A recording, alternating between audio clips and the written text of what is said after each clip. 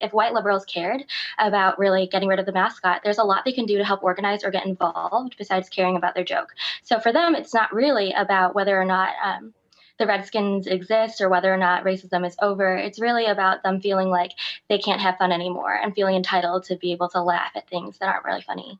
Jason, part of the whole gag here is the use of the term Orientalism, which is such a weird, old, loaded, it's a stupid word. But to get upset about the use of that word when it's in a satirical context strikes me as misguided. I want to take a look though at a tweet which Colbert Report has tweeted out. It says, for the record, Colbert Report is not. As a white man, you don't. Really hang on, Zoe. I'll come to you in just a sec.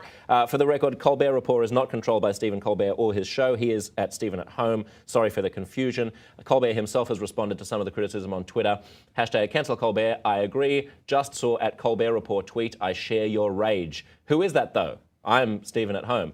Sui, you were just going to jump in.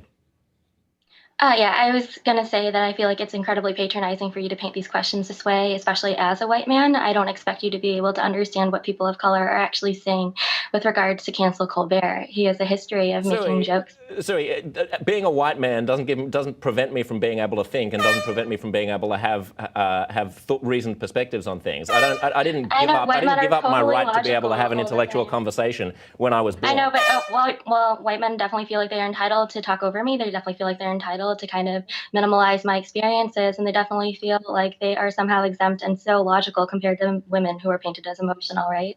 No one's minimalizing your experiences. No one's minimalizing your right to have an opinion. It's just a stupid opinion.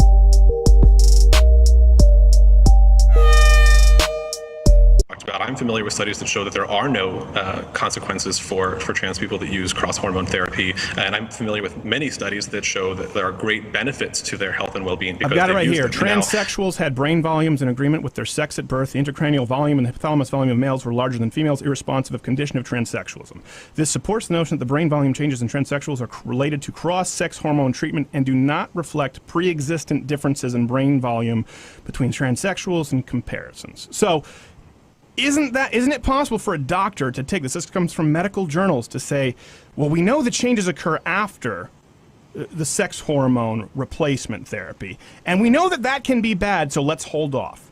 Or is that doctor ignorant? Because I want to make sure we frame in the language, because there are a lot of doctors out there who would probably agree with you, except for when it comes to the medicine. I mean, that's not the mainstream understanding whatsoever. You have one study that has one particular factual. No, it's not what the American Medical Association says. It's not what the American Psychiatric Association says. You have one doctor, Paul McHugh at Johns Hopkins, who has many anti-LGBT biases. Well, hold on, you talked about doctors. Now you've gone from what's mainstream. You said I've not seen those, so we've provided you with empirical data studies. You said, well, I've not seen that, and then you go to some doctors say this, and we could both agree, right? There's a political motivation behind a ton of what happens in the medical industry. I'm sure we're on board with that. Probably with big pharmaceuticals, probably with medical boards. We'd agree on that when it comes to a lot of things. So now we've denied the data and the statistics, and we've gone to what one doctor has said. I'm on board with medical organizations actually using, I'm only familiar with one doctor who advocates against cross-hormone therapy and transitioning for trans people, and that's Paul McHugh at Johns Hopkins, and that's where Johns Hopkins gets that reputation. So I'm not familiar with the study that you cited. I'm not sure I understand what it is you're concluding from that study, except something about how brains change. But what I know is the difference is I've not concluded something. That shows that. Excuse me, I'd like to finish. It's not fair. I can't let you get away with that though and say I only know one doctor. That's not accurate, Zach. There's more than one doctor on planet Earth who thinks that injecting estrogen into a man or abnormal levels of testosterone into a woman could be bad. The only point I'm making here is that doesn't mean that this sector of the medical industry or America or the world means they're bigoted or ignorant. You're drawing a conclusion. I'm not. I'm saying, is it within the bounds of reason that a doctor may not want to treat that because the science isn't in, and it doesn't necessarily make them a transphobic bigot? It's a simple question.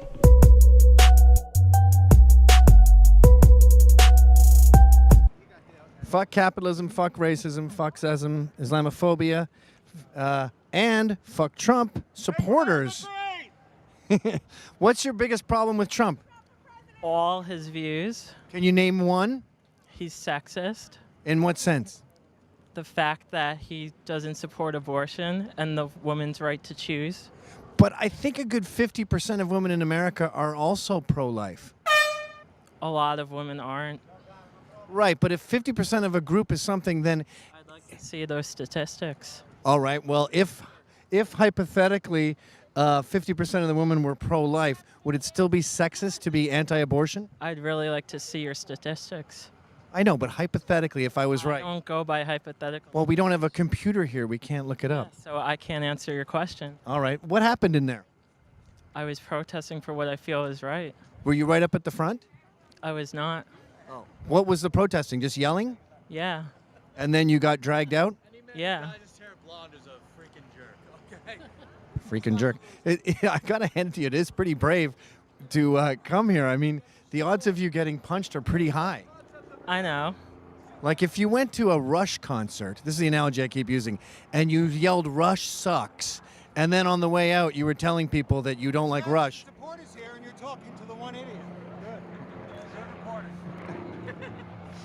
I got a lot of people. So what are you gonna do now? Just walk home? Yeah. Okay. I have a job, thank you. What is your job? I'm a graphic designer. Are you gay? I am queer. Oh, you don't use the term gay? Well, I'm not gay, I'm bisexual. Oh, I've always been suspicious of bisexual. It seems like a phase. Oh, I well, see a lot of old bi people. well, you're pretty ignorant. Okay. Well, this has been very enlightening.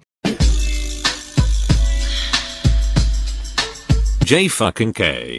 Mr. I don't go off of hypothetical statistics. And I'd be careful going home. I'm not threatening you. I'm saying genuinely. Well, it seems like a threat. No. Look, I'm with these guys. I'm not going to chase you down the street. But safe travels, friend. Okay, I appreciate that. Okay, bye. Okay, goodbye. Have a nice night. I mean, of all the things you can say about him, it is kind of brave. I mean, he's a fucking idiot, but he's a brave idiot. You're an American student, feminist, human against Trump. I am. What's your biggest problem with him? Mostly everything. It's pretty hard to pinpoint it, but I've noticed that's an issue with these people. Can you just give me one little maybe sentence he said that you disagree with, or one policy he's going to enact? So far your biggest beefs are that he described his daughter as attractive, and that his penis came up in a debate that you haven't seen. not my biggest beefs, no. Well, that's all we got. Well, you got a big one? Yeah, he's racist, he's sexist. I haven't heard really any firm policy Well, we just keep hearing these terms, racist. What's a racist thing he said? that he insinuating that Mexico is sending their rapists. They are. 80% of the young girls who cross the border get raped. I thought you feminists hate rape. I do. So do you think 80% is a pretty bad stat for women getting raped? 80% of the women crossing the border get raped. By Americans? No, by illegals. Okay. Thanks. Thanks. I don't thank me. I didn't rape anybody. I didn't say you did, but you're coming and you're spinning everything that I'm just trying to tell you basic information. 80% 80% of young women who cross the border get raped. by illegals. Yes, by coyotes and illegals. Why wouldn't you have looked? Coyotes, goodbye.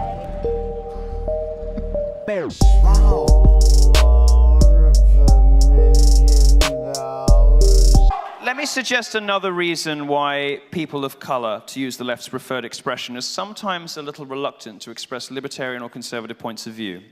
And I'll tell you something that happened to me at American University a few days ago. Guy lined up for the Q&A, very politely, black guy. He said, I was physically threatened by Black Lives Matter on my way in here just for coming to hear you speak. And if you don't believe me, it's on camera. He was... Wait, hold on. He Did was- she just he change your was- mind? What? Did she just change your mind? I think I felt a shift because she yelled shit out. Yes, she interrupted me with a bogus buzzword, I'm convinced. And what he said to me was, what do I say? What do I say to black people who have bought into this nonsense when I just want to go about my business listening to a talk? And I said to him, well, they are guilty of the worst kind of racism. They're guilty of the kind of racism they're guilty of the kind of racism that suggests all black people must think alike. They are guilty of the kind of racism that Excuse me, Mr. insists... Senator. Thank you for your enthusiasm. If you'd please be seated. Thank you. They're guilty of the kind of racism that suggests that all black people must think the same. They're just in the same way that people who have problems with me being a gay conservative are guilty of a sort of homophobia, a real homophobia, which actually does delegitimize and belittle a particular group and sort of put them in a box. And he said, well, what do I say to these people? And I said, well, look, here's what you say to them. You go out, you calmly and politely, you say, if you believe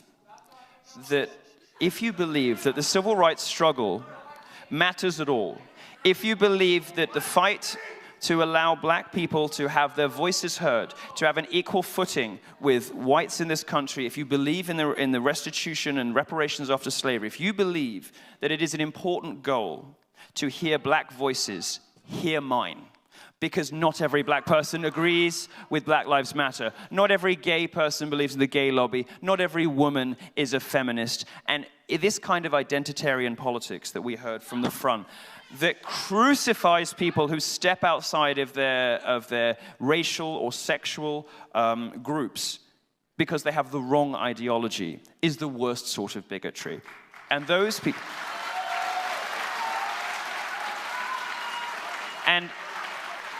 And if you're wondering why people of color are sometimes scared, not scared in the way social justice warriors pretend to be scared because a conservative is on campus, but black people are actually scared because somebody got assaulted at American University the other day. If you are wondering why there aren't more people of color standing up for these sorts of opinions, you might want to pull out a mirror.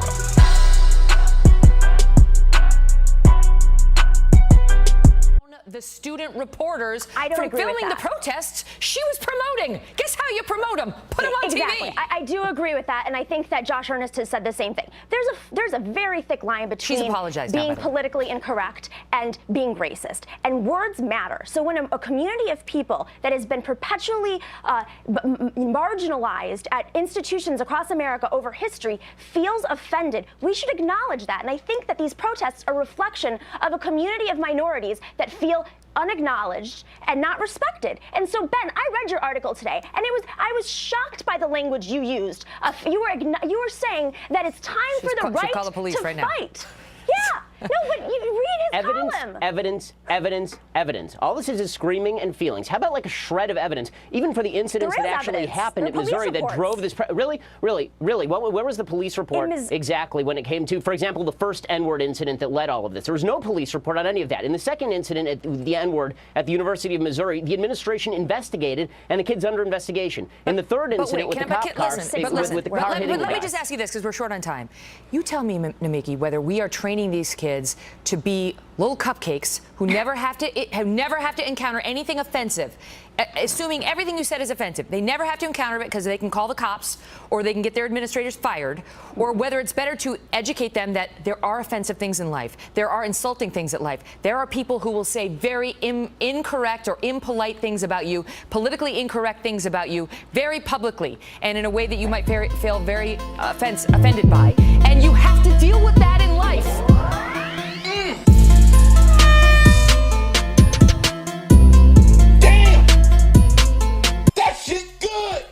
Well, you know, $15 an hour, first of all, as we said, it's not enough of a wage, but it is a substantial improvement, and this is what workers have put forward. Fast food workers themselves courageously took their lives into their own hands, walked out of their jobs in a one-day strike in New York City, and demanded $15 an hour.